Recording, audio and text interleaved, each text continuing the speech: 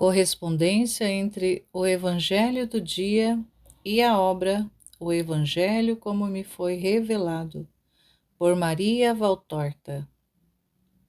Em nome do Pai, do Filho e do Espírito Santo. Amém. Vinde, Espírito Santo, vinde por meio da poderosa intercessão do Imaculado Coração de Maria, vossa amadíssima esposa e nossa mãe. Amém. Vem, divina vontade, nesta ação que estou a fazer e em todas as ações que farei durante este dia. Pai nosso que estais nos céus, santificado seja vosso nome. Venha a nós o vosso reino. Seja feita a vossa vontade, assim na terra como no céu. O pão nosso de cada dia nos dai hoje. Perdoai-nos as nossas ofensas, assim como nós perdoamos a quem nos tem ofendido. E não nos deixeis cair em tentação, mas livrai-nos do mal. Amém. Solenidade de São Pedro e São Paulo, apóstolos, 29 de junho de 2025. Antífona da entrada.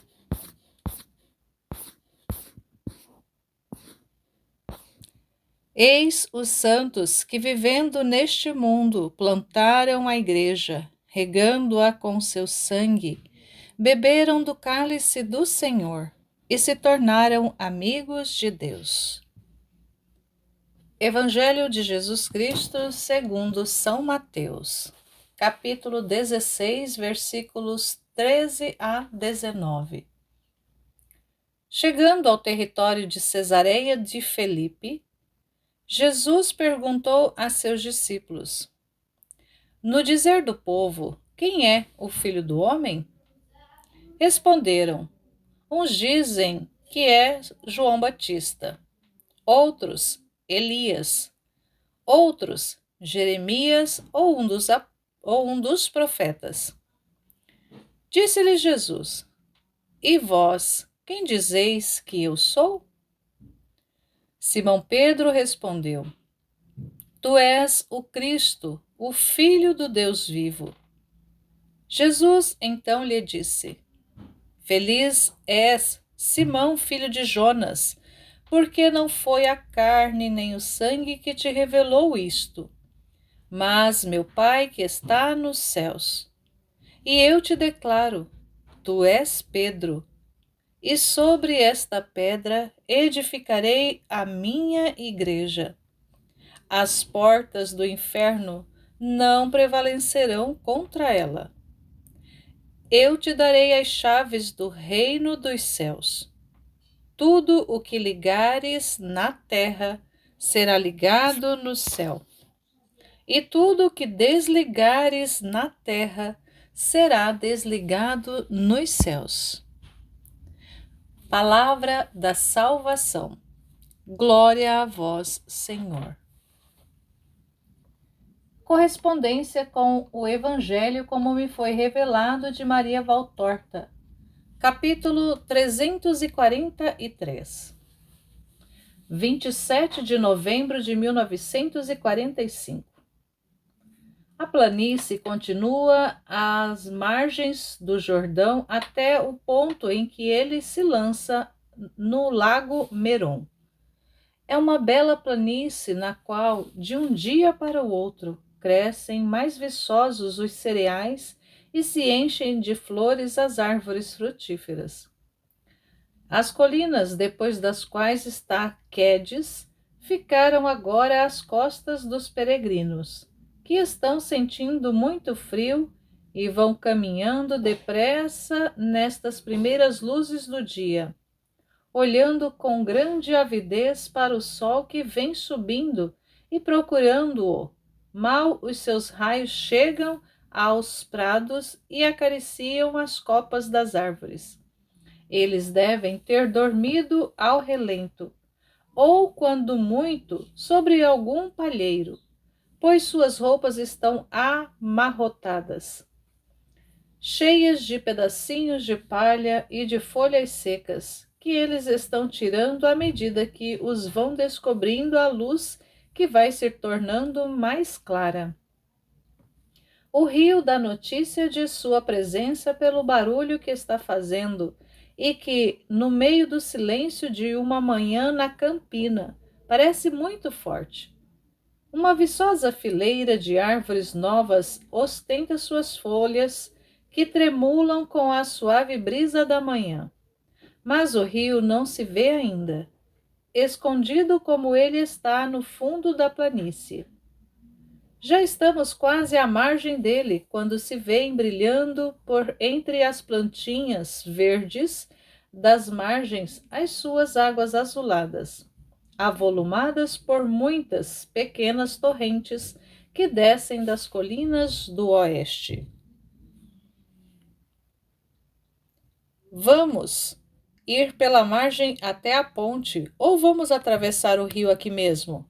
Perguntam a Jesus, que estava sozinho e meditando, e que para a fim de detê-los.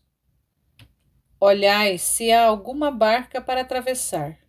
É melhor ir por aqui. Sim, na ponte que fica juntamente com o caminho, sobre o caminho que vai para Cesareia Penades. Poderíamos encontrar-nos de novo com alguém que estivesse vindo sobre os nossos rastros. Observa aborrecido Bartolomeu, enquanto fica olhando para Judas. Não, não me fiques olhando com estes olhos. Eu não sabia que vínhamos por aqui e não podia dizer nada. Fácil seria compreender que, de Cefete, Jesus teria ido para as tumbas dos rabis e para Quedes. Mas nunca eu teria pensado que ele quisesse avançar até a capital de Filipe.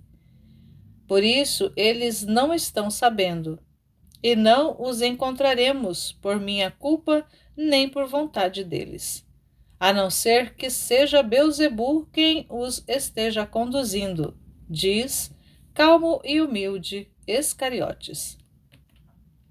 Isto é bom, porque com certas pessoas é preciso que estejamos de olhos abertos e medindo nossas palavras, não deixando indícios de que projetamos fazer.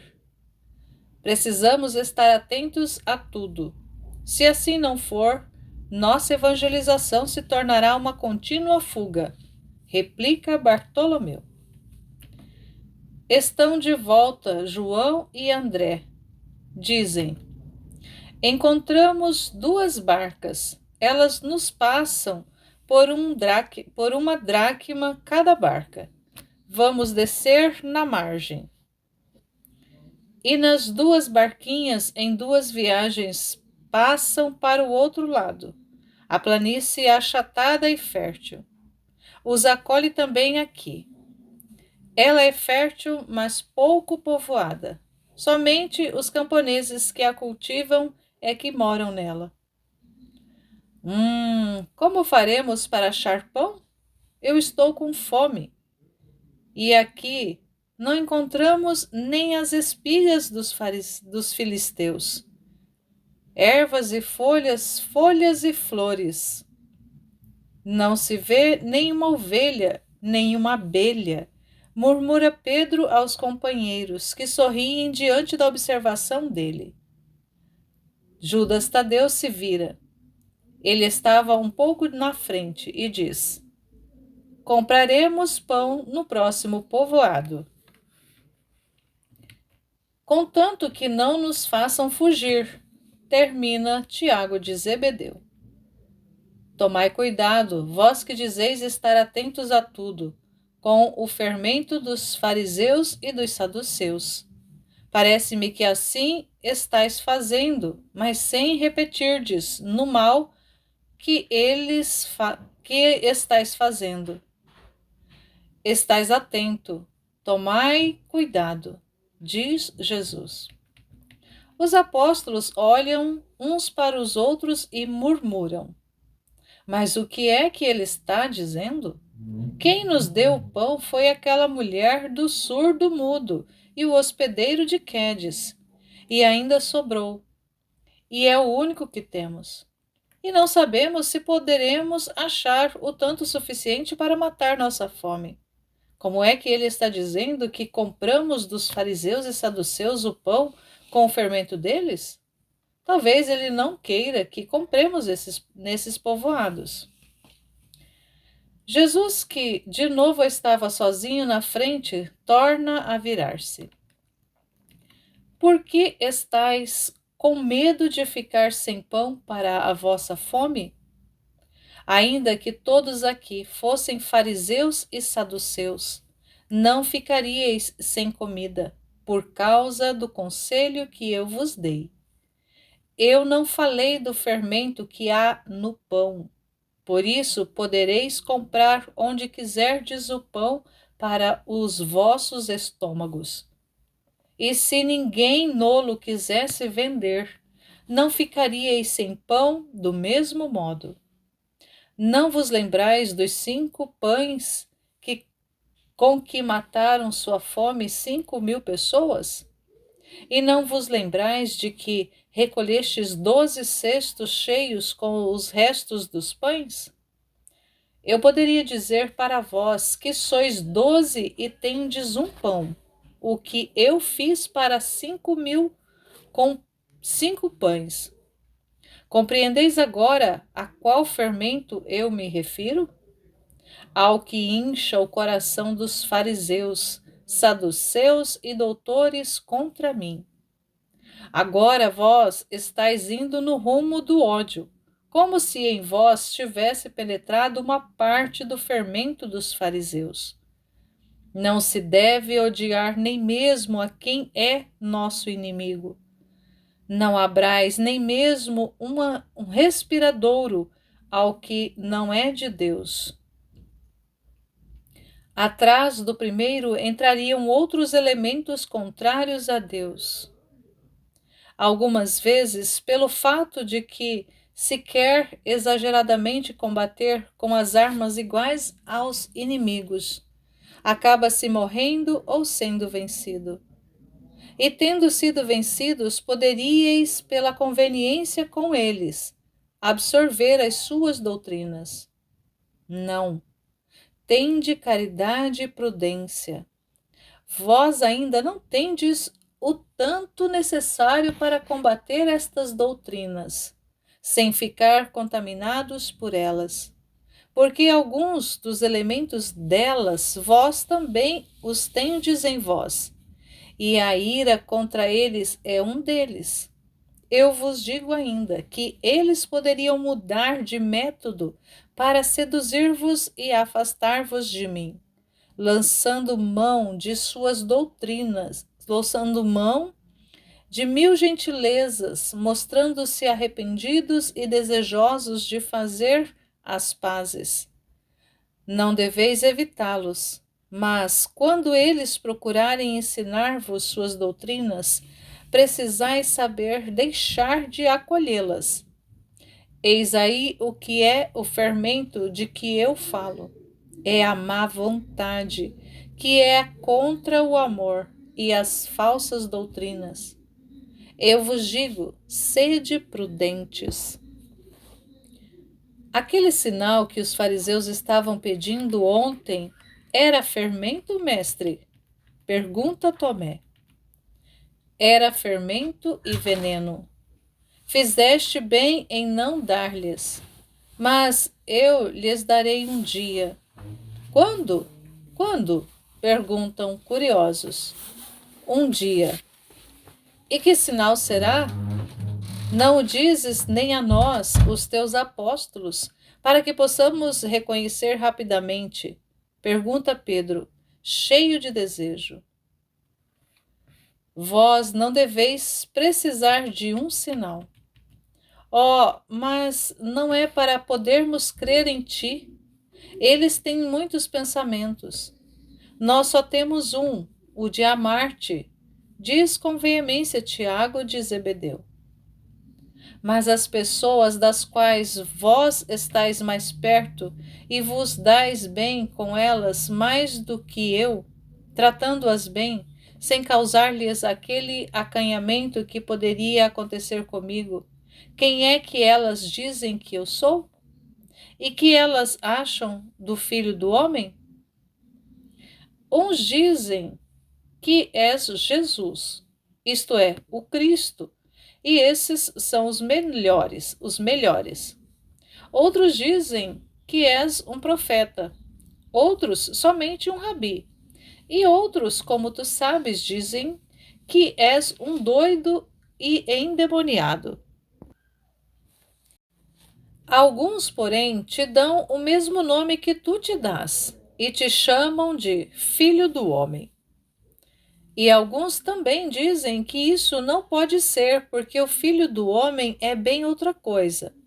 E nem sempre isso que dizem é uma negação, porque, no fundo, eles admitem que tu és mais do que o Filho do Homem, porque és o Filho de Deus.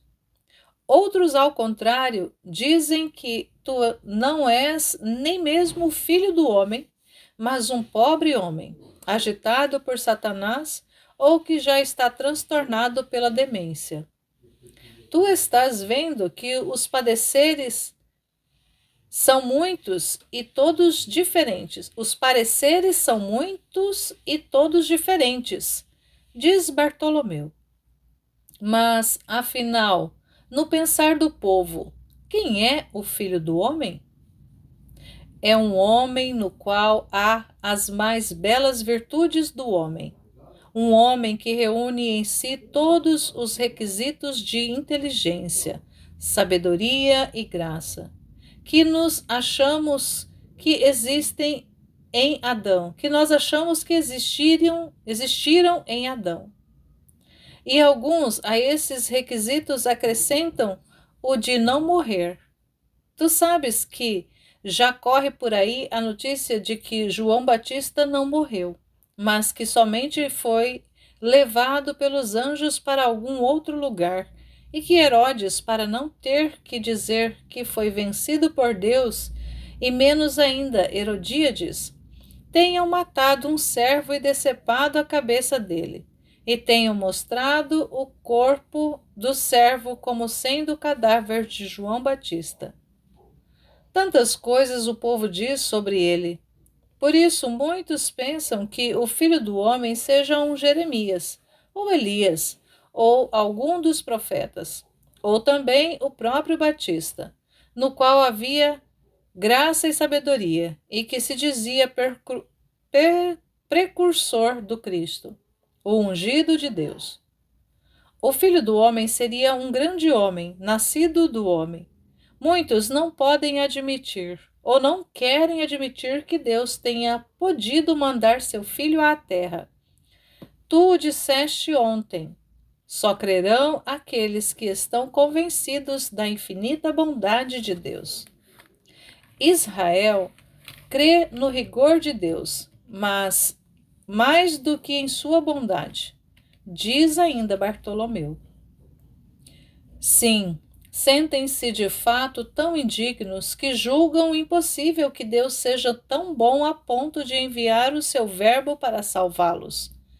Neste ponto, o que faz um obstáculo à fé deles é o estado degradado em que estão as suas almas, confirma os Zelotes, e acrescenta: Tu dizes que és o Filho de Deus e do homem. De fato, em ti há toda graça e sabedoria como homem. E eu creio que realmente quem tivesse nascido de um Adão, um estado de graça, teria sido teu semelhante pela beleza e inteligência, e por todos os outros dotes. E em ti Deus brilha pelo seu poder. Mas quem o pode crer entre aqueles que se creem deuses e medem a Deus por si mesmos, em sua soberba sem limites? Eles, os cruéis, podem certamente pensar que Deus tenha anulado a sua doçura ao entregar-se a si mesmo para redimi-los e o seu amor para salvá-los. a sua generosidade em entregar-se ao arbítrio do homem, a sua pureza para sacrificar-se no meio de nós.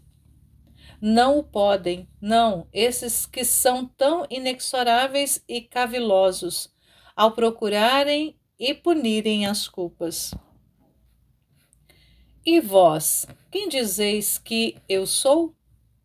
Dizei-o conforme o vosso modo de julgar, sem levar em conta as minhas palavras, ou as de outrem. Se fosseis obrigados a julgar-me, quem diríeis que eu sou?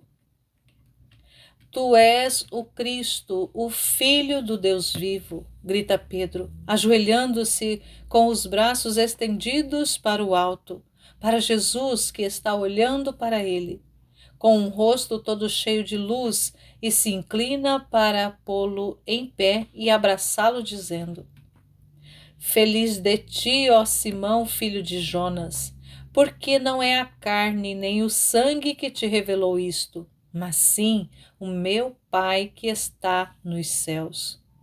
Desde o primeiro dia em que vieste a mim, tu fizeste a ti mesmo esta pergunta, e visto que eras simples e honesto, soubeste compreender e aceitar a resposta que te vinha dos céus.